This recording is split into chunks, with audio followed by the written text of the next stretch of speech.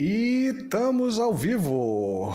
Finalmente, depois de um ano e meio, gente, que eu estou tentando trazer esse que é um dos maiores analistas geopolíticos da atualidade. E finalmente conseguimos organizar o nosso tempo para vir aqui juntos. Eu não vou fazer uma introdução para vocês, eu vou deixar que ele faça a introdução, porque vocês sabem que eu sou horrível nisso, mas vou só dizer que estava esperando isso há muito tempo. Então, sem mais delongas, vou trazer para a tela aqui nosso amigo Alex Cristoforou, from the Duran. Kalimera, sir! Calimera. How are you Kalispera. doing? Kalispera. How are you? Kalispera. I'm doing great. Kalosites. Doing Kaisef great. Karistopoli. You're Greek. Yeah, I Perfecto. trained one Perfecto. thing that this is the kind of thing that I always do here. I try to bring a little bit of people's culture when I have people from everywhere around the world. Mhm. And today I'm having, the guy. It's not some guy. It's the guy. The best geopolitics analyst, especially on diplomacy issues, and the second best geopolitical beard as well. True. Second, maybe third. I think there's some other people who have a better beard. No. You have Kevork, and that's it. That's number one. I was thinking you. I'm thinking you. Okay, No, so I'm third. I'm third or fourth down the line. No, I'm for sure not even among the 20, Man, the 50 ones. Starting to get some gray. I think you're getting some gray too. Yeah. I get used to it. I'm getting gray and losing the roof, so Yeah. Oh man. time's not being so gentle. How are you doing, Alex? Doing great. Welcome to the channel. Thank you so much for having me on. I am honored and very happy to finally connect with you on YouTube, on many platforms. Actually, I think you're streaming to a lot of platforms. Yeah, I'm streaming to YouTube, Rumble. I'm kind of in a bad foot with Rumble recently, but BitChute, Odyssey, Shitter, Yeah. TikTok, Instagram. What else? I don't know. That's Everywhere.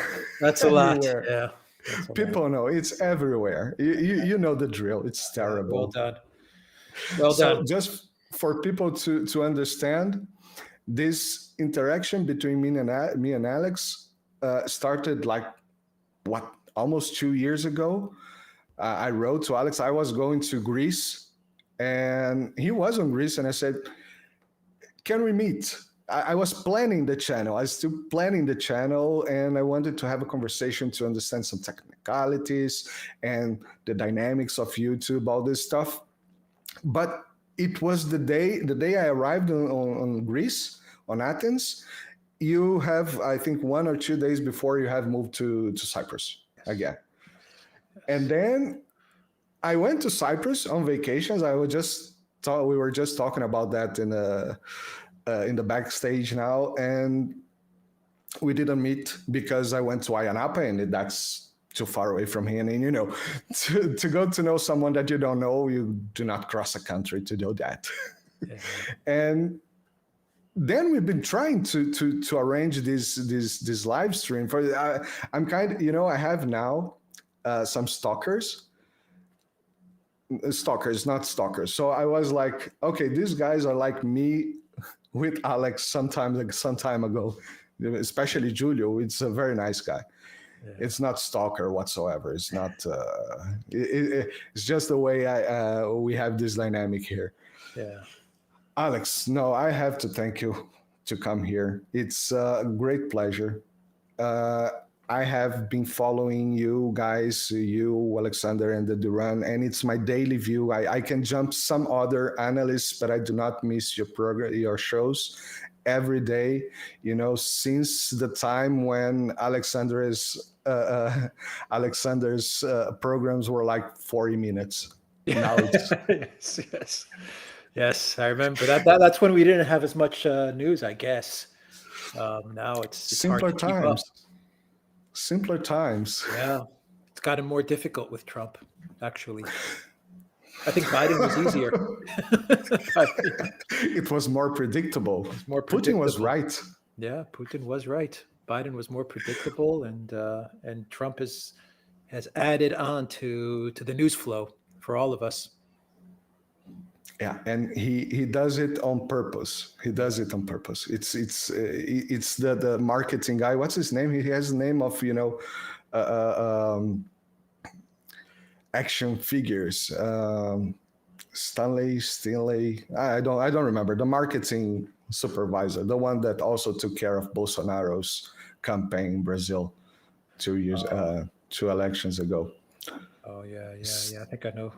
Yeah, all right. Maybe in the chat. I'm sure in the comments in the chat they'll If tell you us. guys remember the name of the marketing guy from Trump, right here in the comments. Don't forget. Yeah. And don't forget to like, subscribe, follow the Duran. If you do not follow the Duran, you're making a mistake. Go follow the Duran. And Alex Cristoforo as well, on his own channel. And Alexander Mercuris. And Alexander Mercuris, of course, on his own channel. Yes. All the links on the description. Yes.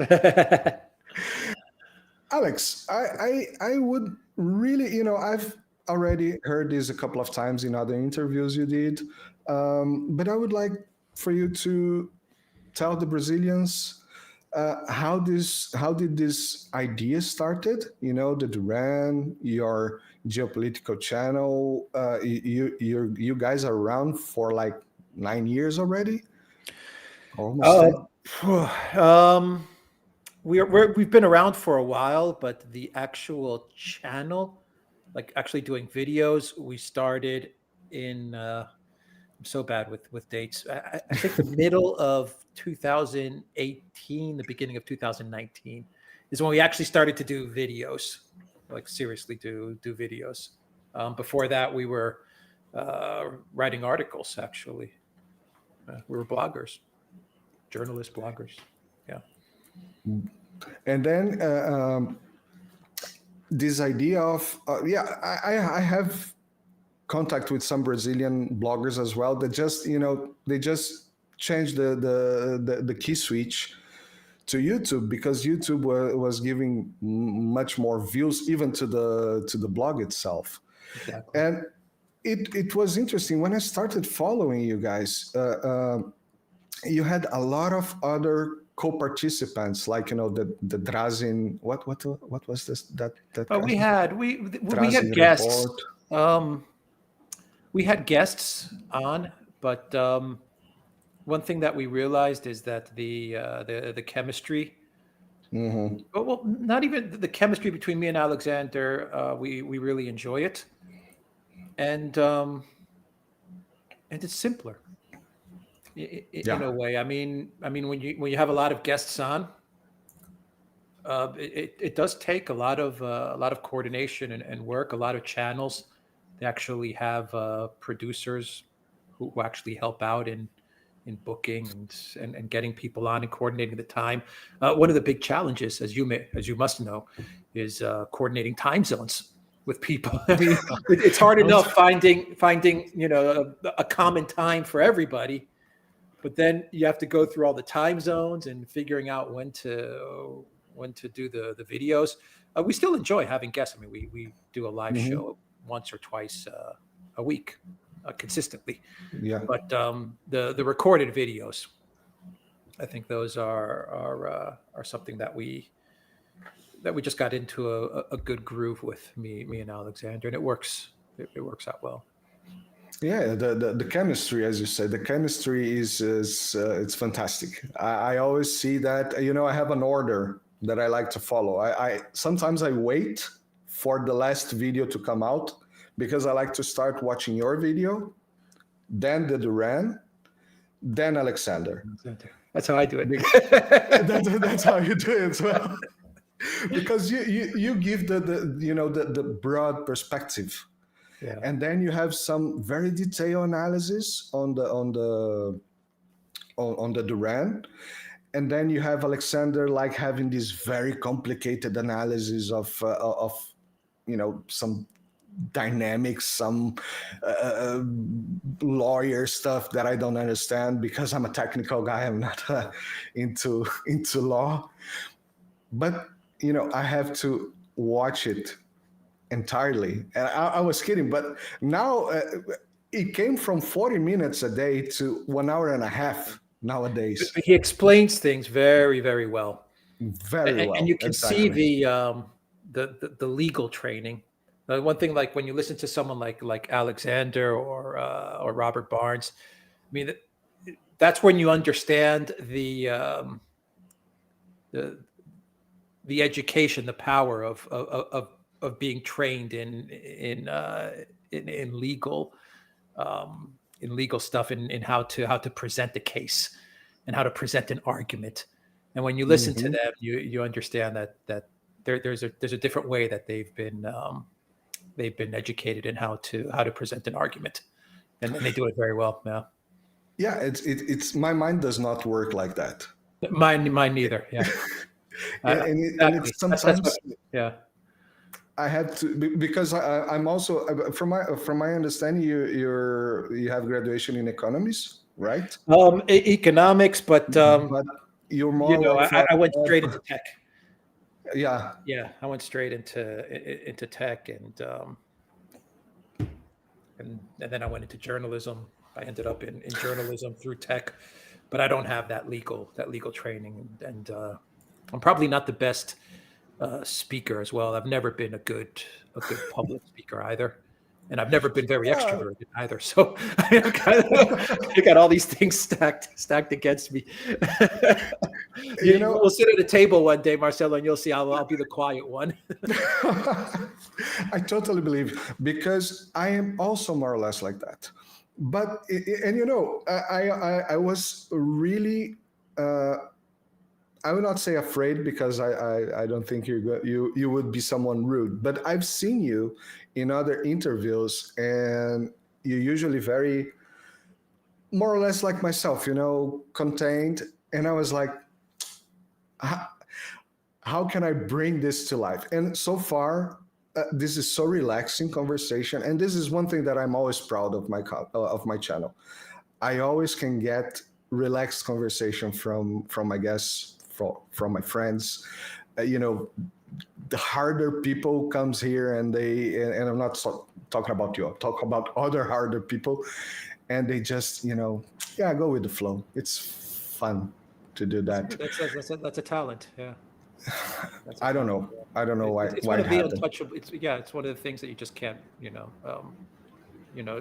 you have it or you don't have it. Yeah, but talking about even interviews, I watched one interview with you that was in Greek, with Greek. I don't know if Greek or Cyprus journalist, and it was a long time ago, about 2 years ago. And one thing that I found very interesting on that interview is that you mentioned the Cyprus life, the Cyprus way of life. And that brought me very like the Rio de Janeiro, where I'm from, lifestyle. You have the beach, you have coconut water, and you relax. And this is very interesting to understand how people behave on these places, and how do you think this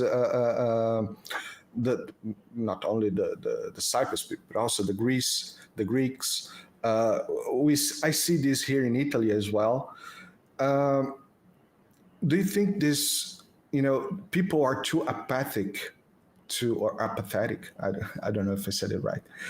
To the situation that's going on, and do you think they can wake up at some point? Do you see this? You go to the streets. Sometimes I see that people recognize you, talk to you, and all that. Do you see this on the people of Cyprus, Greece? Cyprus, not so much. I don't get I don't get recognized much in Cyprus, and when I do talk to people about politics, maybe because it's a small island and they're just so focused on the local community, the politics is very local. They do follow what's going on in the world, and obviously it's important. But for Cyprus, it's hyper local, and when it does get into any type of geopolitics, it's always focused on the Cyprus problem and Cyprus and Turkey and resolving that problem, and it pretty much stays there. In Greece, I would say there's more of a discussion about what's going on in Europe and the United States. I think Greeks are, because they have a much larger diaspora as well. A lot of Greeks in Australia, a lot of Greeks in the United States, a lot of Greeks in Canada, a lot of Greeks in the UK as well. And because we're more on in mainland Europe, I guess you would say, and Cyprus is kind of off the beaten track from Europe. We're not even in Schengen in Cyprus. So the Greeks are, in my opinion, are more open, more interested to discuss what's happening in the world outside of just Greece. Are they waking up? They know what's happening. You know, Greeks and Cypriots, I think we have a really good understanding of the games that are being played. You know, we're very shrewd, or very clever. It's just part of the location that we're in. Mm-hmm. You have to be that way. But over the past, I would say, and I think Italy is probably very similar. At least I have some very good Italian friends who tell me the same thing. Over the past 10, 15 years, the EU has kind of beaten the hope out of people. You know, there was a time 15 years ago when we would fight. I mean, the Greeks were, you know, they would be out on the streets. They would be protesting. They would march for their rights. All these things. And I'm not saying violent. I'm saying peaceful. Yeah, I understand. Yeah. Yes. Some things, sometimes it would get violent. This is true. Sometimes things would get violent. But, you know, we had that in there. We had that fire in our belly. Mm-hmm. After 2010, with the crisis, 2009-10, which also swallowed up Italy, it got Portugal, it got Greece, it got Ireland, it got Cyprus. After that, you know, the Greeks lost something, the Cypriots lost something.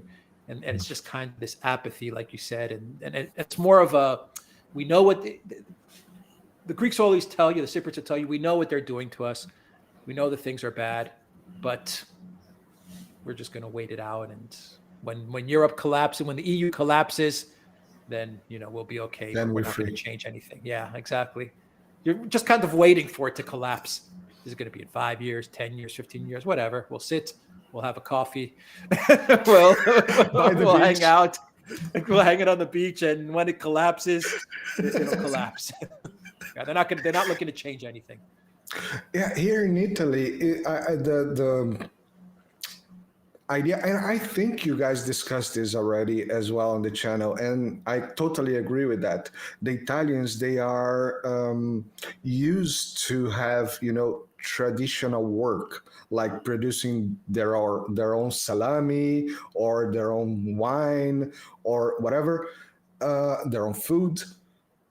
They cook, they don't buy industrial, they are not. So when things collapse, this is the thing that kind of saves the country. You know, the people organizing around the basics. And I think Italy has this thing still very, but you know, that was worldwide. What you just said. When I think about Brazil, we had, you know, the coup, the political coup against Dilma Rousseff, then 2 years of Temer, then Bolsonaro, and then things got completely out of rail. Then Lula's back. People are just tired. You know, what I can recently feel after Lula, I'm not there. I'm talking more from what I hear from people, but it looks like people got tired of politics. You know, I don't want to. 4 years from now, we see what's happening. I don't care anymore. It's so chaotic. You know, it's so chaotic what's going on, and it's so depressing what's going on. And yeah, you're right. Whether you're looking at Brazil or whether you're looking at Italy or Greece, you know, these countries, we've just been trampled on year after year by our leaders, and sometimes not even our leaders. So sometimes people from outside who are dictating to us. It gets tiring, and it's on a very personal level too. It's not just on a political elite. It's not oligarch going against oligarch, where you can just sit there and say, okay, whatever. These two uber rich guys are fighting. Who cares? Or these two big politicians are fighting. No, they're going after your money. They're going after your savings. They're going after your livelihood. It's very personal. The wars that have been waged on the people have been very, very personal. Yeah. How do you wake up every day and produce these fantastic videos with such a great humor in the middle of that? I try, that was a great inspiration to myself. But sometimes it's very hard. Sometimes I talk to, I do some, chip chat live stream, and I talk to people. I'm just tired of watching disgrace. How do you keep going, keep walking? I don't know. I don't talk to many people, to be quite honest. I don't talk to many people. I just, if you don't laugh, you cry. I say that all the time. So that's a Brazilian saying as well. Yeah. It's a okay. Yeah, and you know what else? You joke around, you smile, you laugh. I'm a big believer in the power of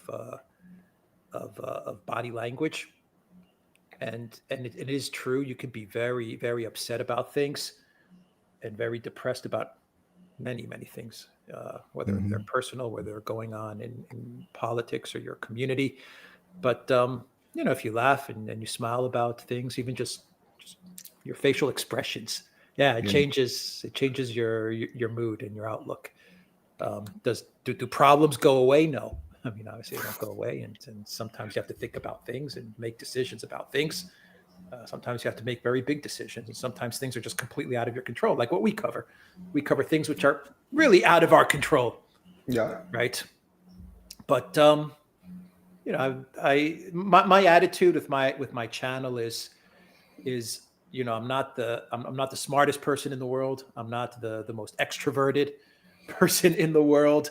I'm not the best analyst in the world, but if I can just put out a good show every day and just give good information, and maybe people that are watching, if they kind of laugh along with me or laugh at the stupid stuff that I say, the people in the comments that make fun of me or say, oh, you're being ridiculous, or you say stupid stuff. I know that I'm joking around.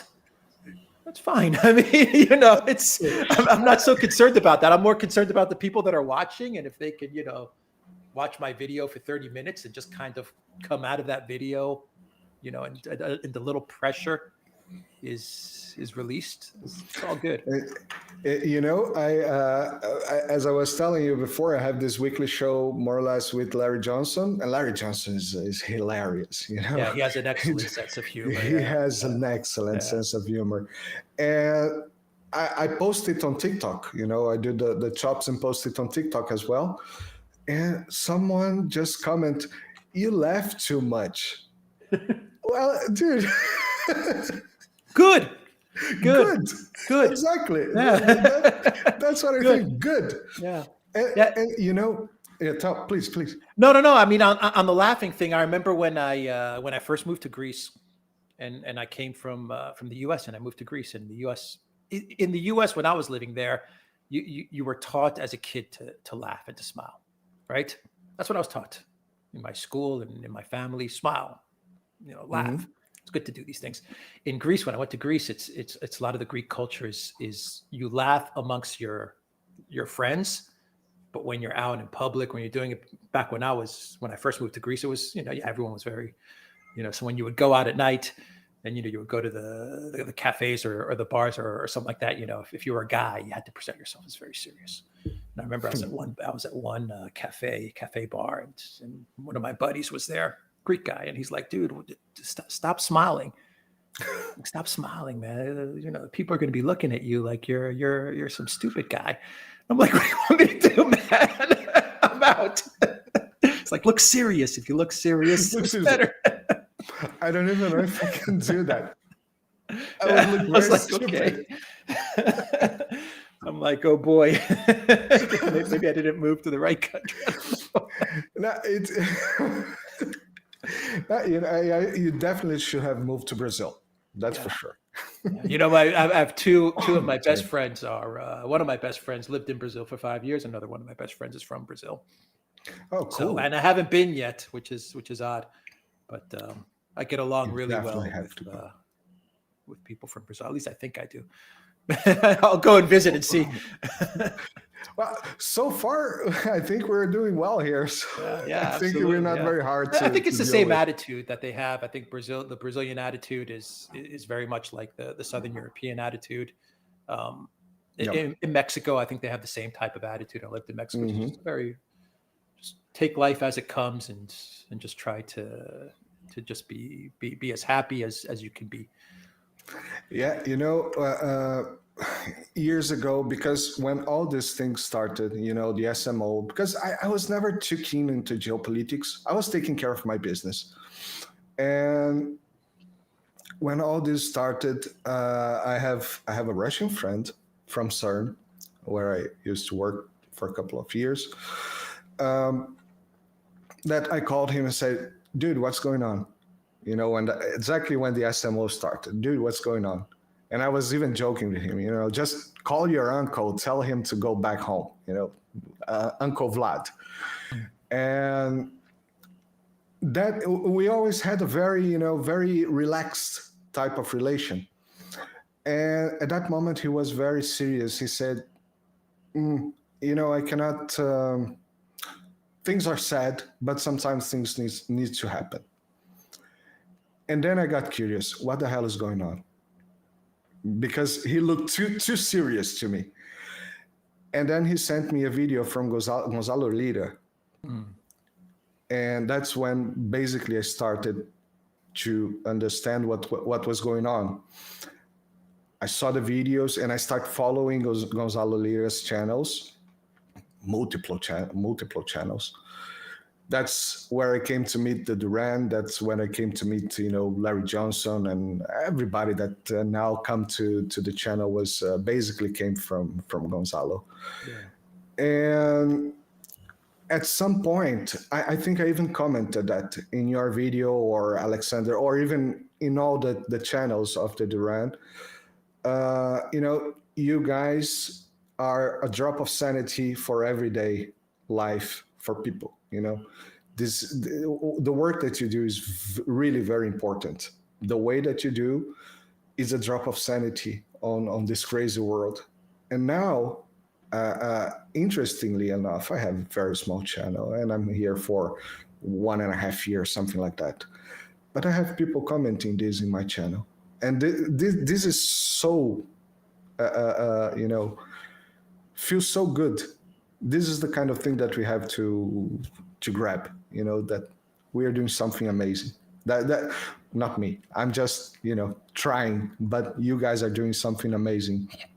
But let's talk about some politics. Let's go to the bad part of the interview. Let's do it. Some geopolitics. There's so much going on. Where to begin? Where to begin? I would like to begin with Victory Day. Yes.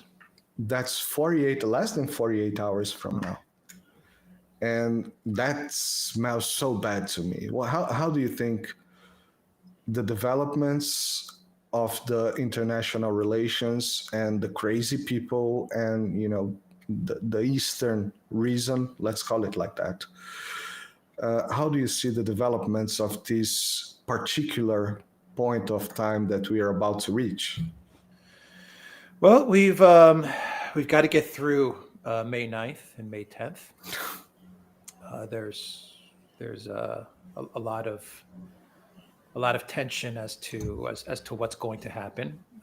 Will Ukraine actually try to strike Moscow with some sort of a drone or something? The chances are slim that they'll get anything through, but you don't know. We don't know.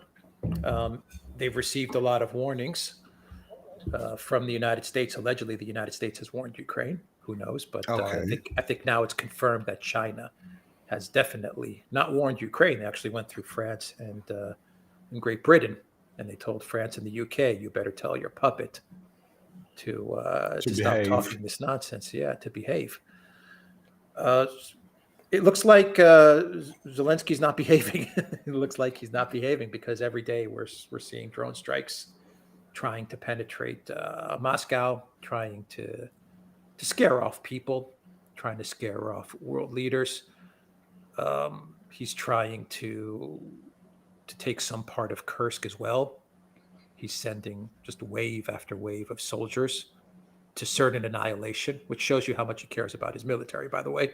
But he's sending them into certain annihilation just so he could occupy just some piece of Russian territory, so he can come out with some sort of a statement and say that Ukraine has captured some part of Russian territory during the May 9th parade. It just shows you how much of the war that was conducted and that is being conducted by the Zelensky regime and by the collective West is about optics and media and media spin. But that's the war. When you take a step back, though, that's the war that they can win, and that's why they focus so much on it. One thing that we're realizing about NATO, about the collective West, even with the United States and what's happened in Yemen recently, is that when it comes to the reality of conflict, they don't do very well. But where they really excel is on the media optics information side of things. Yeah, Trump just basically declared victory against the Houthis. Yeah. Yeah, Sure. we won. Yeah, sure. If he says it, if he says it, okay. If he can get all of the media channels to report this as well, great. You know, there'll be people that a majority of people will believe it. That was the point of the statement. And you know, when he made that statement, I couldn't help but think that this is exactly what he is trying to do with Ukraine. It's not that Trump doesn't want to stop the war. It's not that Trump likes war. He doesn't. I believe he doesn't like war. I believe he wants to. If he was given a choice to stop the conflict in Ukraine, I believe he would choose to stop the conflict in Ukraine. I think there's a lot of forces at work that are pushing and pulling in different directions, and he's not confident enough to handle all of these different forces. And I think he's looking for a way to spin the conflict in Ukraine to be like what he just said about Yemen. He's looking for a way. He couldn't get it in the ceasefire. He couldn't get it in the ceasefire because Russia's looking for a solution that's long-term and addresses the root causes.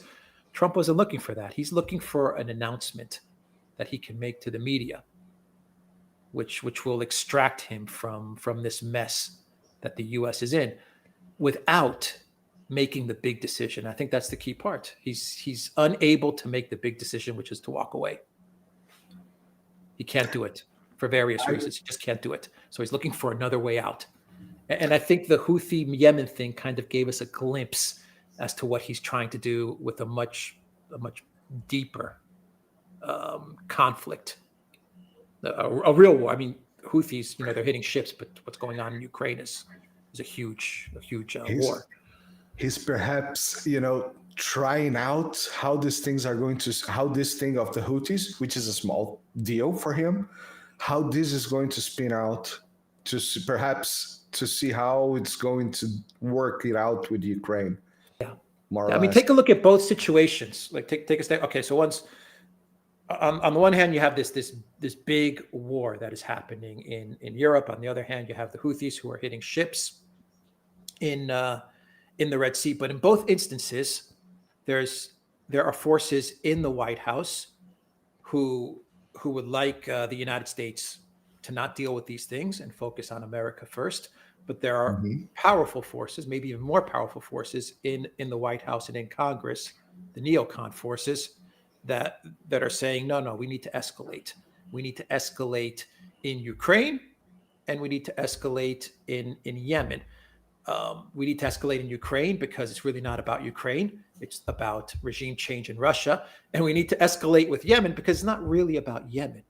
It's about regime change in Iran. And so they're very different dynamics, obviously, very different dynamics. But in back of this is really the same type of forces at work at play here. And here you have Trump, and he's trying to approach them in a very similar manner.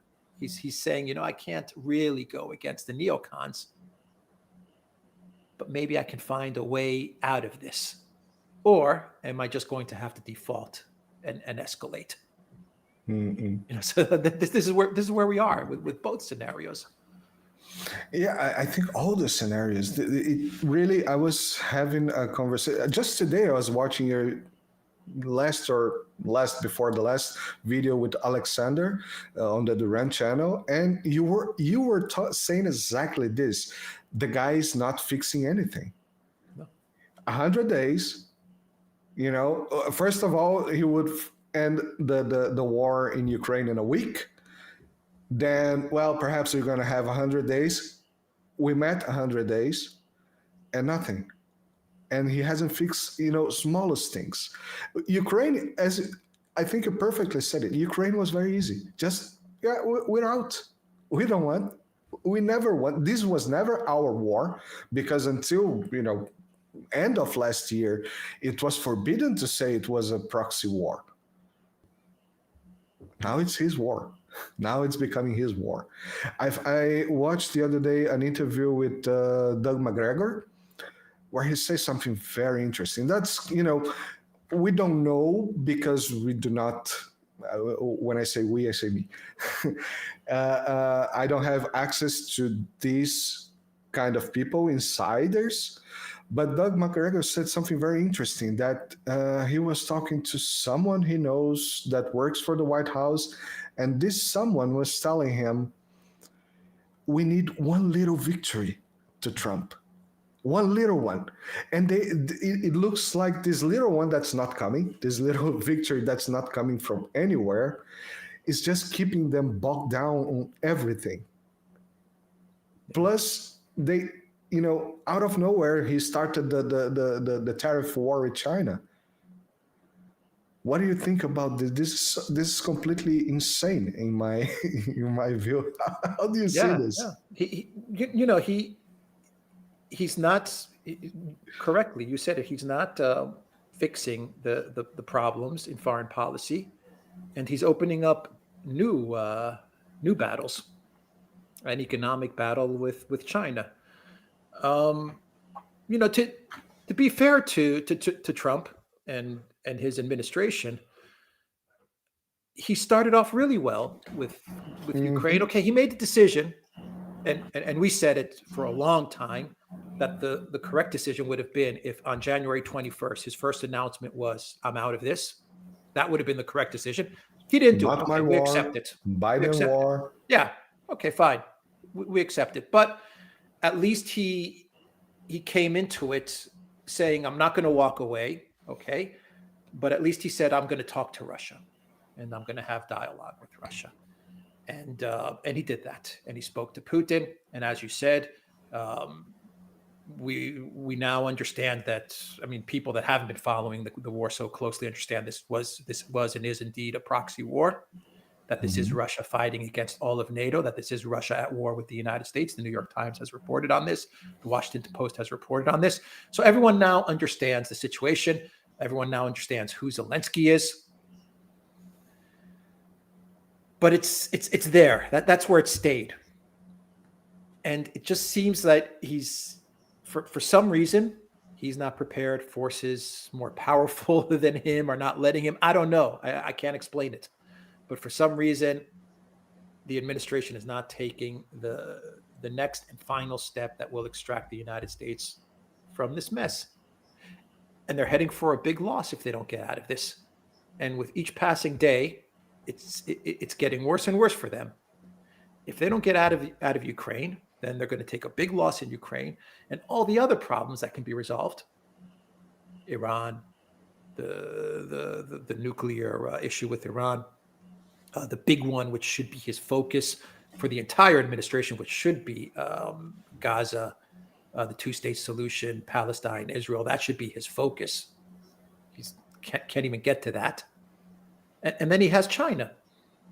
And the China was not, it wasn't a surprise to us because we were reporting on this during his first term. We actually did videos. If you go way back to the Duran's videos, we actually did videos where we said that Trump in his second term, if he were to win re-election, he's going to manage a divorce with China, but it'll be a managed divorce, and China will be okay with it. China will be okay with it as well, as long as there's dialogue and they both agree how to do it, and there's going to be a decoupling, but it'll be very managed. He didn't get reelected. He's come into office now.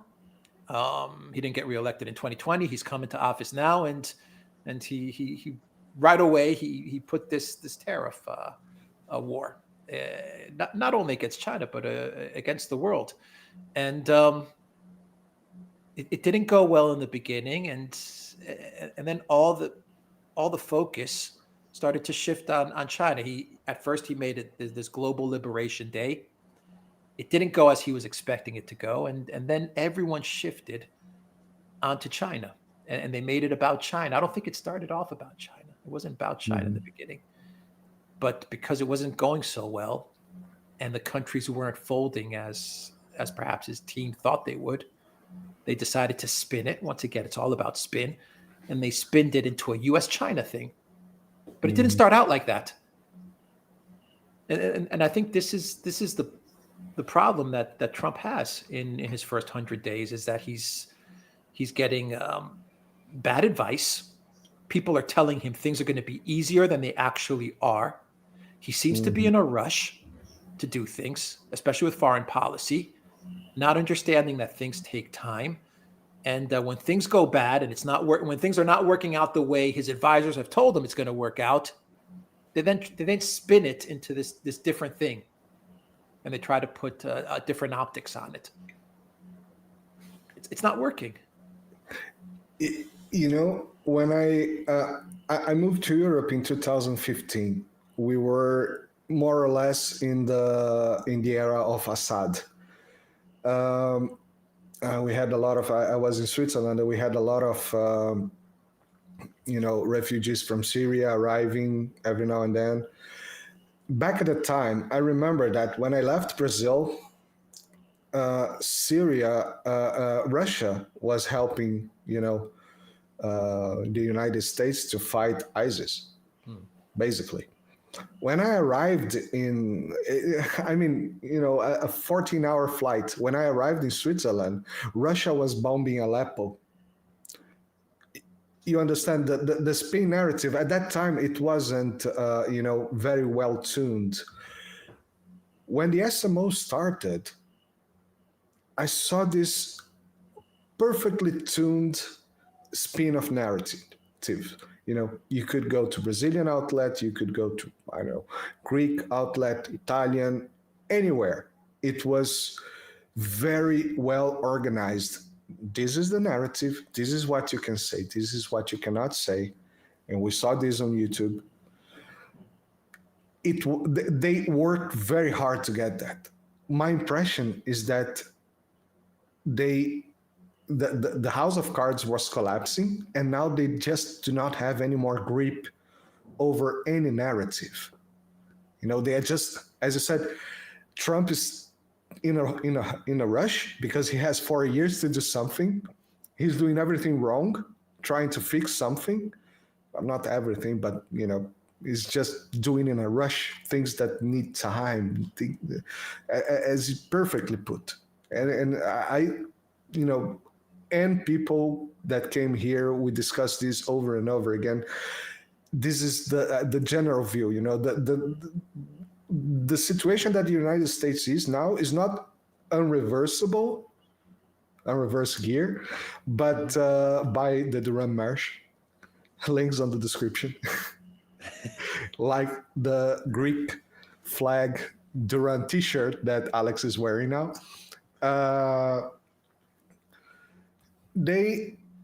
do not reverse. They can't reverse the situation. The United States could be reversed the situation, and I believe that this divorce. This is one thing that I've been also saying here. We are watching a divorce from the United States and China, and this is creating all the movements in the global, geopolitics. This could have been controlled, and it's necessary. If you open the Atlas of Economic Complexity, you see that the United States has $1 trillion deficit on the trading. They have to stop spending, and they have to produce more. The guy just said this the other day. The perfect scenario is that we produce more, China buys more, and then China produces less and sells less. Did you talk to the Chinese if that's interesting for them? So it just looks like me, we, mine. What movie was that? Hook. Ah, yeah. Yes. Me, mine. That's true. And they are just not paying attention. Yeah, you're exactly right.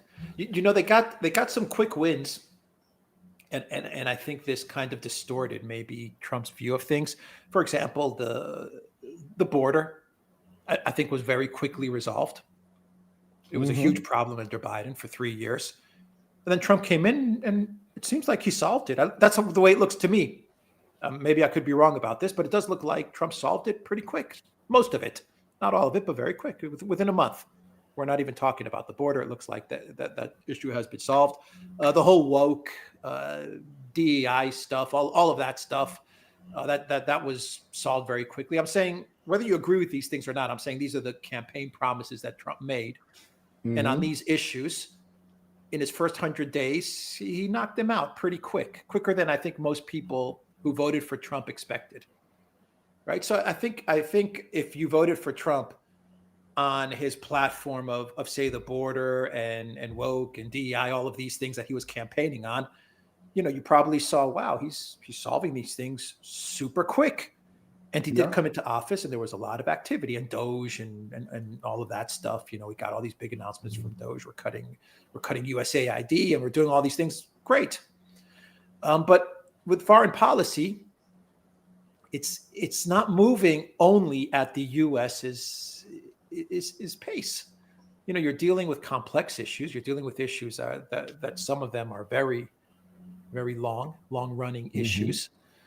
And you have to talk to the other countries, and you have to talk to the other powers, and you have to figure out what's going on with them. And it just seems like Trump was looking for quick ways out, and the people advising him led him to believe that these are quick ways out. And much like in his first term, where he believed people like Bolton, to his detriment, to his downfall, really, these people actually brought him down. Pompeo and Bolton, all these guys, he's very much in the same situation, it seems. He's got the Kellogg's, the Mike Waltz. Look what happened with Waltz. All these people, Lindsey Graham, all these people who are telling him the wrong things. But what he's do going they call Lindsey Graham now? Bone Crusher. I heard another nickname. I will not repeat it. Believe my nickname is very flattering for Lindsey Graham. Believe me, if I was Lindsey Graham, I would jump on the nickname that I'm giving him. I would say, yeah, that's that. I want that nickname. Give me that. Give me that nickname in case I lose one. Lindsey Graham, for example, is telling Trump, let's put 500% secondary tariffs on anyone that buys Russian oil and gas. It's a stupidity. This is stupid stuff. But Trump hears these things and he says, yeah, okay. And what does he do? He tweets. What's it called on Truth Social? I don't know. He posts about it. He truths it. He truths it. And he says, yeah, if Russia doesn't agree to a ceasefire, we're going to place big banking and secondary sanctions.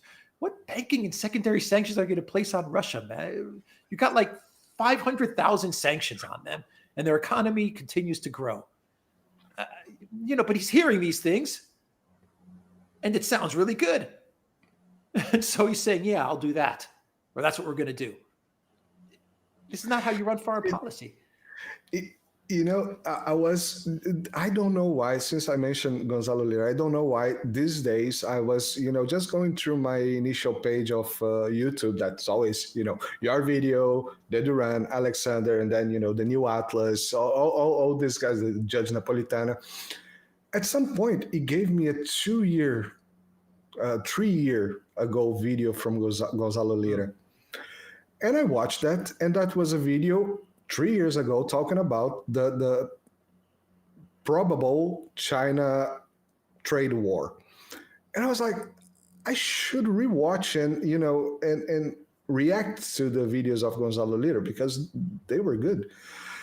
And then I searched for, Coach Red Pill videos, and I found one very interesting video where on Rumble, they are not on YouTube anymore, on Rumble. Where he was saying that the dynamics of geopolitics are very much like the high school teenager dynamics. You have the goth, you have the intelligence, the super intelligence, or the nerds, or the sports guys, and the beautiful women, all those things. And I was watching these days your show, and you were saying about Trump, and it was very interesting to me. I started to pay attention like this on things that he say. That Trump listens to something he doesn't know, he has no idea, and he just spins it out. Yeah, that's exactly right. Yeah, he just spit it out. The last thing someone tells him, the last thing is what he spits out. Yeah, it's exactly what's happening, and it's chaotic. It's chaotic, but that it's very true. I think a lot of times, as analysts, a lot of times analysts are overthinking what's going on, and you overthink, and then you come up with these very intricate ideas and these 5 and 10D chess moves that are being done, always forgetting that at the end of the day, you're dealing with people, and people in politics are usually very insecure people. Mm-hmm. And a lot of times the people in politics, I'll tell you this from a European perspective, having contact with in the past with various politicians, you're not dealing with the smartest of people either. I'm not saying they're dumb, but these aren't geniuses either. These aren't people that are writing books on geopolitics or foreign policy. These aren't professor minds, like the minds of a very smart professor, like someone like Jeffrey Sachs, who has a brilliant mind as an economist and as a professor. The politicians, especially in Europe, are not at this level. Not at all. They're not historians. They know very little about history. These are, at many times, you're dealing with some very insecure people who somehow stumbled into politics because they thought it would be a very good way to make money. I'm telling you right now, in Greece and Cyprus, people that get into politics do politics because they're not good at anything else, and they realize this is a great way to make a lot of money, man, without having to be an entrepreneur, without having to do a business, without having to bust my ass 16 hours a day in this business and marketing and product development. I don't have to do any of that stuff. I just have to get into a party. Maybe I've got the gift of the gab. Things. Yeah, I know how to network, and who knows? I could be the Minister of Foreign Affairs one day, and that's when the big bucks are rolling in, and so these are people that are making decisions, and I think this is the type of people that we're dealing with in today's world. I think it was a different situation 30, 40 years ago. Back then we had real serious people and real serious minds. But now it's Big Brother, man. It's Big Brother. That's what it is. That's what it is. And so we were talking about Zelensky the other day, me and Alexander, and Alexander made some points about Zelensky, and I said, you know what, Alexander, you're right. When it comes to the Europeans, they are in awe of Zelensky. That's a lot of the reason why they are supporting him so much, is because they look at him and they say, wow. Wow. Oh, wow. He was an actor. A movie star. Yeah, movie star. He had a TV show. My God, he had a TV. I can't believe that. You know, Trudeau and Macron are saying, if I only had a TV show. And then he went into politics. My God, and he's got this outfit and he's got this persona. I wish I had an outfit and a character. Yeah, and they really are looking at him in awe in this way, because they're in such a bubble, without realizing that the rest of the world is laughing at them. But they don't realize that because they're stuck in this little bubble, and they're in that bubble 24 hours a day, 7 days a week, and it really is a high school. Yeah. It really is a dysfunctional, chaotic, dangerous high school environment. And we have to live through it. Us as normal, everyday working people, we have to go through what the little cliques and groups that are fighting between these politicians. And then you have serious people like Putin and guys like who are real serious people. I was about to get to this point, which was kind of, because we're about 1 hour. How long do you still have, sir? I've got time, yeah. I've got time, yeah. All right, cool, great. The conversation is amazing. Conversation is going good, yeah. And I'm really not good. I've got like 20 minutes. Is that good? Yeah. 5 minutes is awesome. 20 is fantastic. So let's pivot to this part, the serious people. And I'm going to put BRICS here. Mm-hmm. But as from a BRICS member, Brazil, I have some, doubts about Brazil. And I would like to see your perspective on how these people are, looking at all those things. Brazil is kind of in the middle of this, really in the middle. It's in the middle of the shooting. And it looks a little bit like a blind guy in the middle of a shooting. So how do you see the BRICS reacting to this? China, Russia, mostly. Now we have India with Pakistan. Serious situation. Another fire. How do you see these guys reacting and looking at this and thinking, dear Lord? I think Brazil is very committed to BRICS. I think if you were either talking about Bolsonaro or Lula, they both were committed to BRICS. Even Bolsonaro did not pull out of BRICS. Exactly. Yeah. So I think I think the political leadership in Brazil understands the importance of BRICS, and they understand that the momentum is there. The problem that Brazil has, I think one of the big setbacks for Brazil, and this was, I think, a big setback that a lot of people don't talk about, was the fact that Argentina pulled out of BRICS. I mean, I know that Brazil and Argentina are not, the best of allies either, but I think it was important to have another big country in the region enter BRICS, because Brazil is kind of its own island now in BRICS. It's kind of distant from BRICS in a way. Mm-hmm. And what they were aiming for, and there were a lot of doubts about Argentina. There were a lot of doubts in the other BRICS country about Argentina, because they were going to go through the election, and it was possible that Milei was going to come in, and everyone was kind of skeptical about it. But they said, you know what, we need to get another foothold in the region. This will strengthen Brazil. It'll further move BRICS into that hemisphere. And I think that's how they were looking at it. And then when Argentina pulled out, I think that was a setback. So you still have Brazil on its own in a way. I believe you do have partner countries now in the region that I think Bolivia, if I'm not mistaken, Bolivia.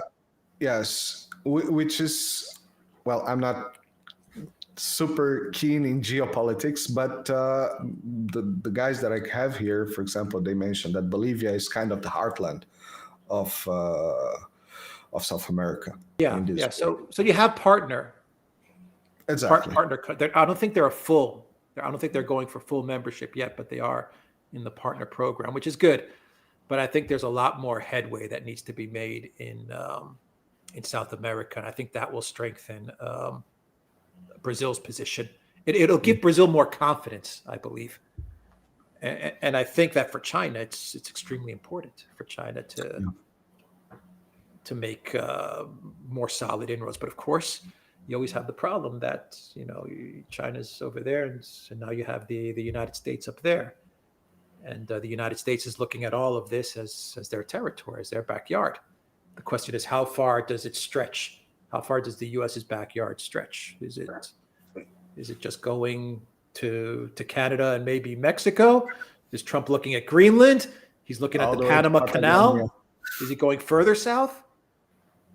There's another thing. Brazil's a big country. It's a big country. It's a potentially very powerful country. Yeah. It's, if there's one country that can assert some sort of pushback, some sort of sovereignty against, say, the U.S. If the U.S. does say, well, we're looking at the entire North and South America as our backyard, I think it's Brazil that could say, wait a minute, we've got a say here as well. Yeah. We're going to see how it unfolds. I will make one more comment. When it came to Zelensky, it was Lula who figured out Zelensky very early on. And the reports are that Zelensky sent Lula 8 letters to meet with him. And Lula was like, you're a joker. You're a clown. Get out of here. So, I mean, I know Lula he gets a lot of praise. He also gets a lot of criticism, but he's very clever. No, he's I always say that he's not smart. He's clever. He's clever. Yeah. He's like, a tuna fish. Yeah. It's hard to grab. He figured Zelensky out early. Just recently, there was this story that the Italian whatever dude was sent to talk in the name of Zelensky, and Lula just said, get the hell out of here. Get out of here.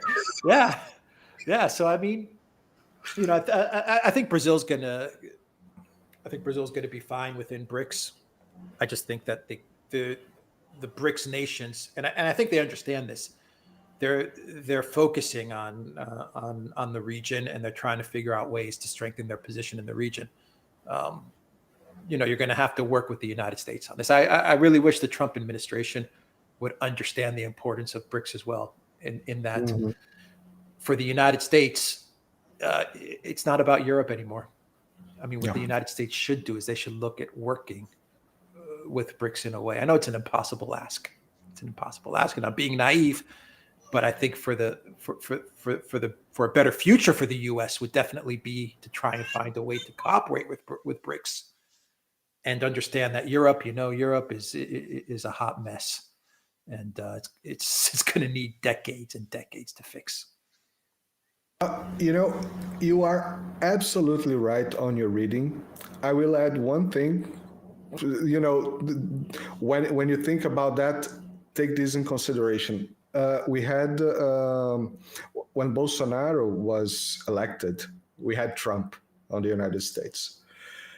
For 2 years, it was, Trump. He kind of left BRICS aside a little bit. And then when Biden won, he became, fatherless. That was the dynamics.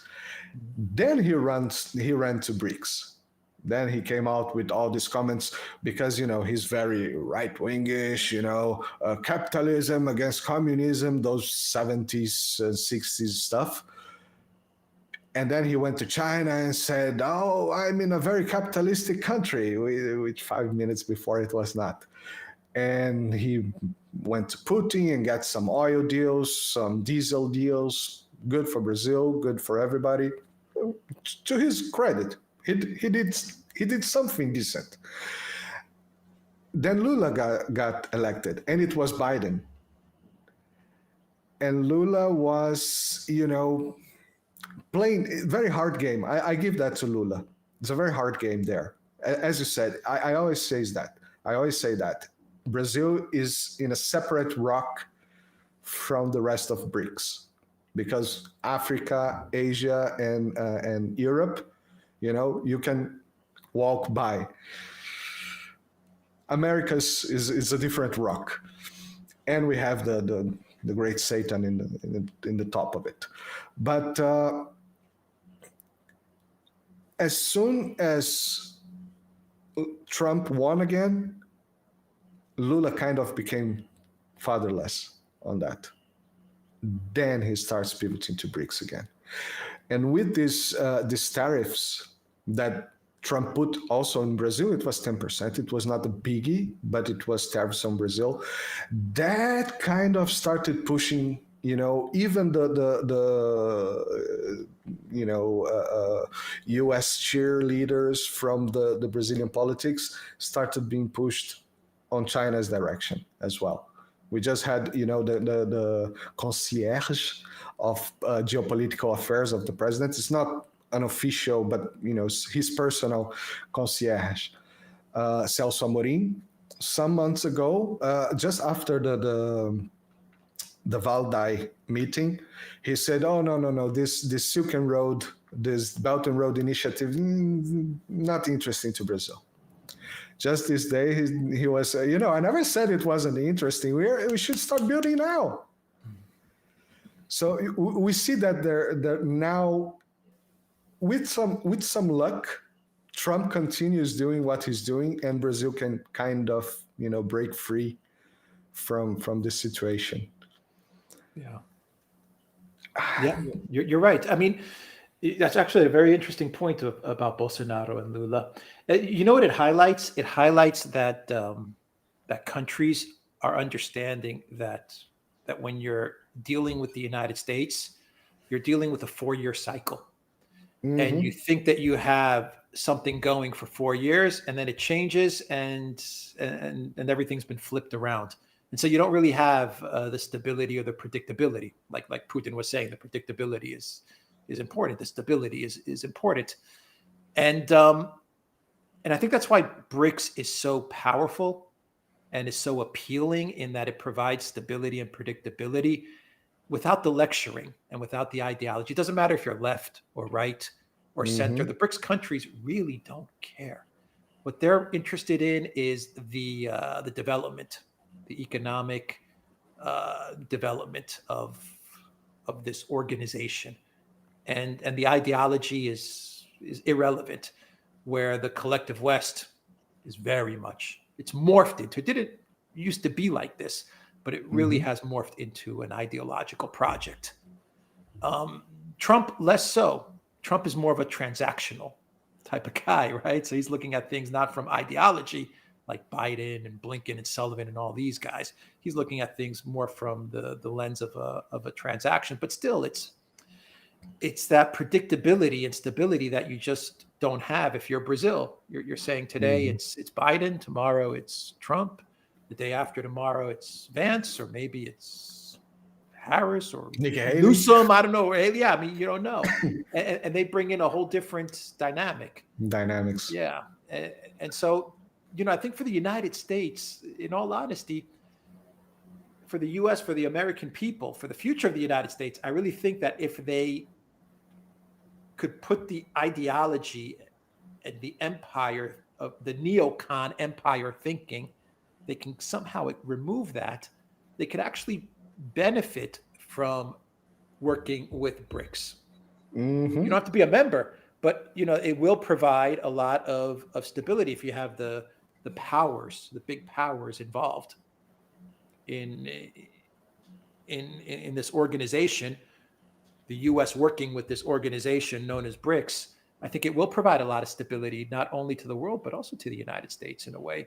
But you have to get rid of the neocons. You have to get rid of the neoliberals. It's not only the neocons, it's the neoliberals.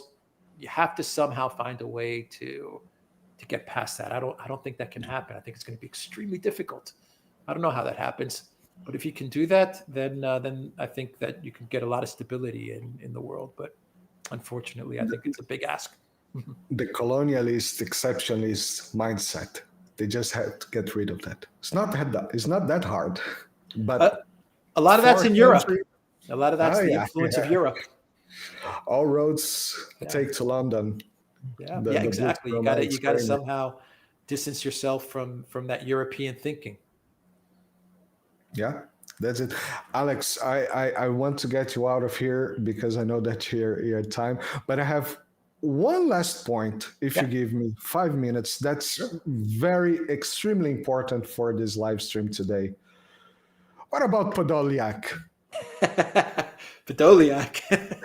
He's Zelensky's rock, his best buddy, Podoljak. I look at them as a comedy team in a way. Like Zelensky's the crazy guy, and Podoljak's just kind of his sidekick who's shackled to this nutty president, and he's just kind of the normal sidekick who has to deal with this guy and all the crazy things that he does and says.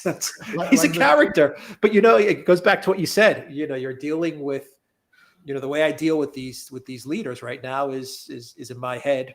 I assign them a type of character. Yeah, it's like a show, and they're all part of this show, and I think that's the only way you can deal with them.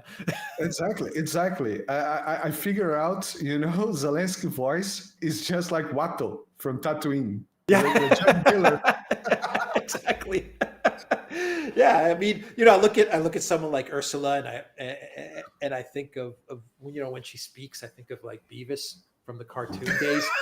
It's just her body, the way she moves her body, the way she moves her. There's certain things that come to mind, when I see these people,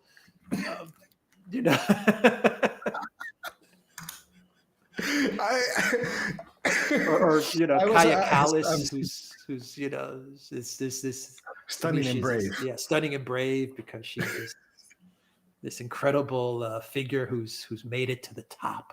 She finally made it as foreign minister against all odds. But when you look at her background, it's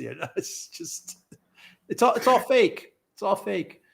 Yeah. I liked Cookie Newland. Yeah, Cookie Newland. Was what was it? Just a small town girl. Small town girl. Yeah. I remember the exact video when I said that. I was walking in Athens, and I was talking about, I believe it was about Nord Stream and Newland. And I was, what I was thinking about? I was thinking about Silence of the Lambs. Wow. And I was thinking about when Hannibal Lecter goes to Clarice, and he says, you made it all the way to the FBI, right? He says that line to her, to Jodie Foster. And I was thinking about Newland. I was thinking, man, I bet you when she was growing up, her one dream was to make it all the way to the State Department, to get all this power, to make it all the way to the State Department. And then I don't know, the Journey song just kind of came to my head. Don't stop believing it. I don't know. It just kind of came out of my mouth. These are the dumb things that I say, which is why I say I just say dumb things. No, but those dumb things are fantastic. Who I think when I think about Cookie Newland? Kathy Bates. They do look similar, huh?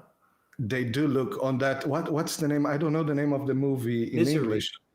The one that she breaks. Yeah, where she captures the author. Yeah, it was a Stephen King book. Yeah, Misery. Exactly. Yeah. I look at it. I'd rather deal with Kathy Bates.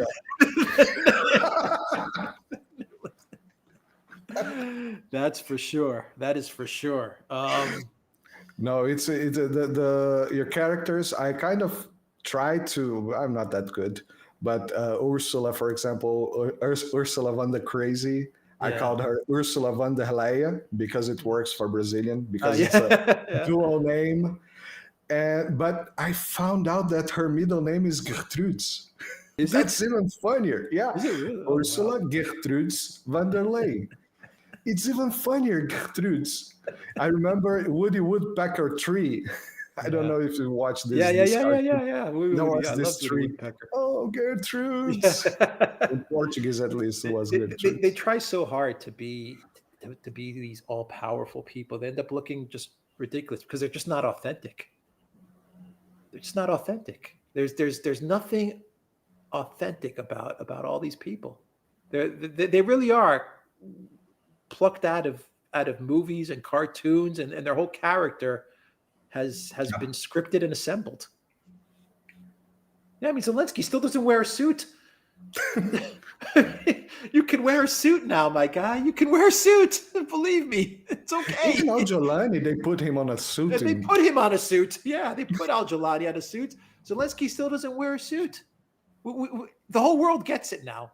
The whole world gets it. You wore the green because you wanted this Fidel Castro, Che Guevara, revolutionary in a war character. The whole world understands it. The whole world. Okay, we get it. Get used. We get it. Now you can go back.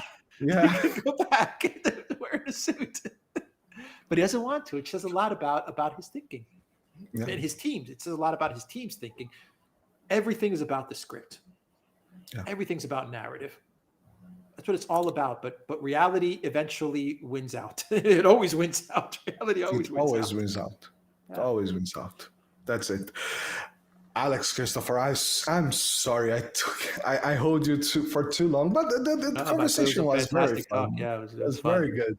Very fun. Very good. It was really a great pleasure. Hope to have you more times in the channel. Every now and then when you have when you're bored, give me a call. I'm sorry, just chilling. Everybody, remember to like, share, subscribe to the channels. Alex Cristofaro, Alexander Mercury, and D. Duran. It's all links will be on the description. Follow them on dduran.locals.com. Go to the Duran shop, pick up some merch like what he's wearing right now on the live stream. Links on the description box below. Below 50% off. Use the code Spring15. Spring15. I used to like Better Good Day. Yeah, we'll put that one back. Put we'll put that back. Podoljak. It's too hard to spell. Podoljak. That's true. Thank you very much, Alex. It was a great pleasure to meet you. Everybody, see you guys probably tomorrow. And that's it. Bye-bye. If I remember how to finish the video, yeah. Bye-bye.